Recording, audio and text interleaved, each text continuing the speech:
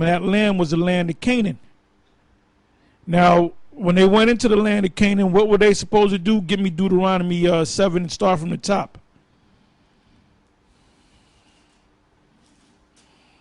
All right, go ahead. This is what we were supposed to do. That land that was promised to us, going back to the story of Noah in Genesis, the 9th chapter and the 25th verse.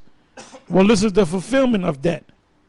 Us going in there and slaughtering those people and taking their land, that was our land. So we had the right to do it. So we were justified in killing those people off. Go ahead. Deuteronomy 7 and 1. When the Lord thy power shall bring thee into the land whither thou goest to possess it, and hath cast out many nations before thee, the Hittites and the Girgashites and the Amorites and the Canaanites and the Perizzites and the Hivites and the Jebusites. Which all came out of Canaan. Go ahead. 7 nations. That's why Noah said, cursed is Canaan. It was Ham that committed the act, but he said, cursed be Canaan. Now these tribes that he's mentioning all came out of Canaan, so they're all Canaanites. Go ahead. 7 nations greater and mightier than thou. And when the Lord thy power shall deliver them before thee, thou shalt smite them and utterly destroy them. Thou shalt make no covenant with them, nor show mercy unto them.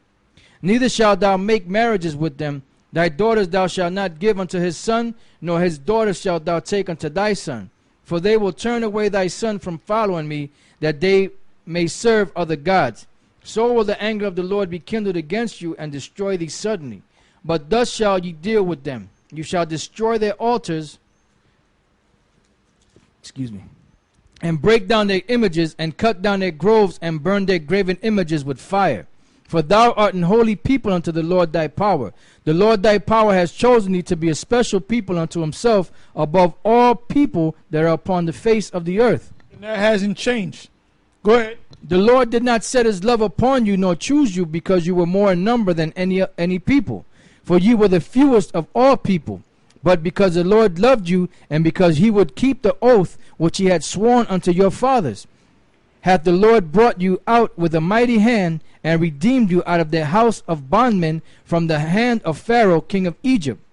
Know therefore that the Lord thy power, he is the most high, the faithful power, which keepeth covenant and mercy with them that love him, and keep his commandments to 1,000 generations, and repayeth them that hate him to their face. To destroy them he will not be slack to him that hateth him, he will repay him to his face. Thou shalt therefore keep the commandments and the statutes and the judgments which I command thee this day to do them. Wherefore it shall come to pass, if you hearken to these judgments, and keep and do them, that the Lord thy power shall keep unto thee the covenant and the mercy which he sware unto thy fathers. And he will love thee and bless thee and multiply thee. He will also bless the fruit of thy womb and the fruit of thy land, thy corn and thy wine and thine oil, the increase of thy kind and the flocks of thy sheep, and the land which he sware unto thy fathers to give thee. Thou shalt be blessed above all people. There shall not be a male or female barren among you or among your cattle. And the Lord will take away from thee all sickness, and will put none of the evil diseases of Egypt which thou knowest upon thee, but will lay them upon all them that hate thee. And thou shalt consume all the people, which the Lord thy power shall deliver thee. Thine eyes shall have no pity upon them, neither shalt thou serve their gods, for that will be a snare unto thee. If thou shalt say in thine heart, these nations are more than I, how can I dispossess them? Thou shalt not be afraid of them, but shalt well remember that the Lord thy power did unto Pharaoh, what the Lord thy power did unto Pharaoh and unto all Egypt. The great temptations which thine eyes saw, and the signs and the wonders and the mighty hand and the stretched out arm whereby the Lord thy power brought thee out, so shall the Lord thy power do unto all the people of whom thou art afraid. Moreover, the Lord thy power will send a hornet among them until they that are left and hide themselves from thee be destroyed. Thou shalt not be affrighted at them, for the Lord thy power is among you, a mighty power and terrible. And the Lord thy power will put out those nations before thee by little and little. Thou mayest not consume them at once, lest the beasts of the field increase upon thee. But the Lord thy power shall deliver them unto thee, and shall destroy them with a mighty destruction until they be destroyed. Yeah, now those are the Canaanites, and the same thing going to apply when we get Esau, man. All right, now let's go back to where we left off. Genesis 15:16. But in the fourth generation they shall come hither again, for the iniquity of the Amorites is not yet full. And it came to pass that when the sun went down, and it was dark, behold, a smoking furnace and a burning lamp that passed between those pieces. And the same day the Lord made a covenant with Abram, saying, Unto thy seed have I given this land, from the river of Egypt. That's the nation of Israel, from the river of Egypt. Go ahead. Unto the great river, the river Euphrates. The Kenites and the Kenizzites and the Cadmonites and the Hittites and the Perizzites and the Rephaims and the Amorites and the Canaanites and the Girgashites and the Jebusites. Genesis 16:1. Now Sarai, Abram's wife, bare him no children, and she had an handmaid, an Egyptian, whose name was Hagar. And Sarai said unto Abram, Go now, the Lord hath restrained me from bearing. I pray thee, go in unto my maid, it may be that I may obtain children of her. And Abram hearkened to the voice of Sarai. And Sarai, Abram's wife, took Hagar, her maid, the Egyptian, after Abram had dwelt 10 years in the land of Canaan, and gave her to her husband Abram to be his wife. Yeah, now let me say this. There's a movie came out years ago, the early 90s, called A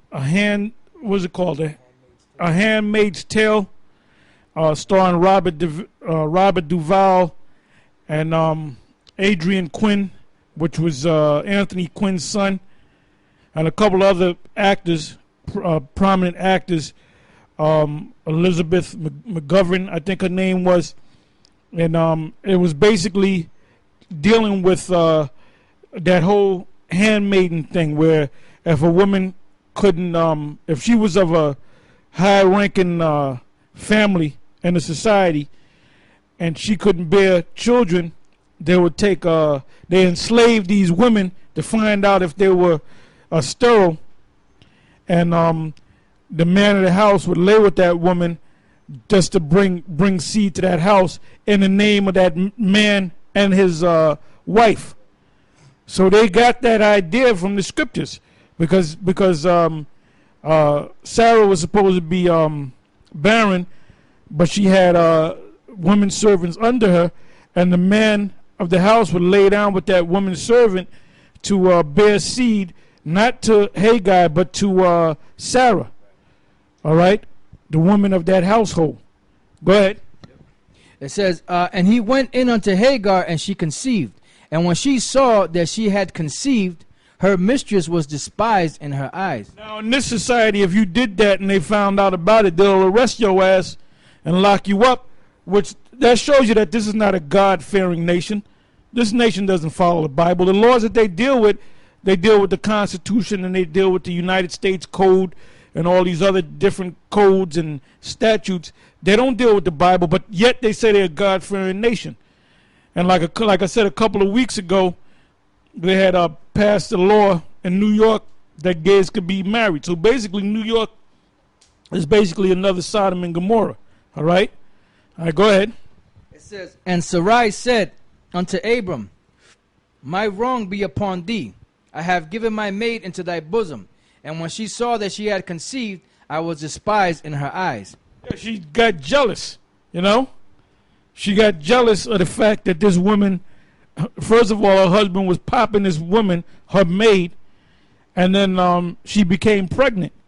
Even though that son was supposed to be her son, she didn't accept Ishmael as her son. Go ahead. It says, The Lord judge between me and thee. But Abram said unto Sarai, Behold, thy maid is in thy hand. Do to her as it pleaseth thee. And when Sarai dealt hardly with her, she fled from her face. Now, she was hard on her. She probably whipped her ass. You know, but you got to do something hard to make a person flee from a rich household. She probably backhanding us. It doesn't go into it, but she was hard on her. She made her feel that but it was that jealousy, man. That's how fucking women are. Women are basically kids, man. I go for my mother, my grandmother, my freaking aunts, my nieces, sisters. Go ahead. It says, and the angel of the Lord found her by a fountain of water in the wilderness, by the fountain in the way of Shur, to Shur. And he said, Hagar, Sarai's maid, whence camest thou, and whither wilt thou go? And she said, I flee from the face of my mistress Sarai. And the angel of the Lord said unto her, Return to thy mistress, and submit thyself under her hands. If she decides to whip your ass, take the ass whipping. If she's going to be hard on you, just endure hardness, just deal with it. Now that was an actual angel from the Lord going to another nation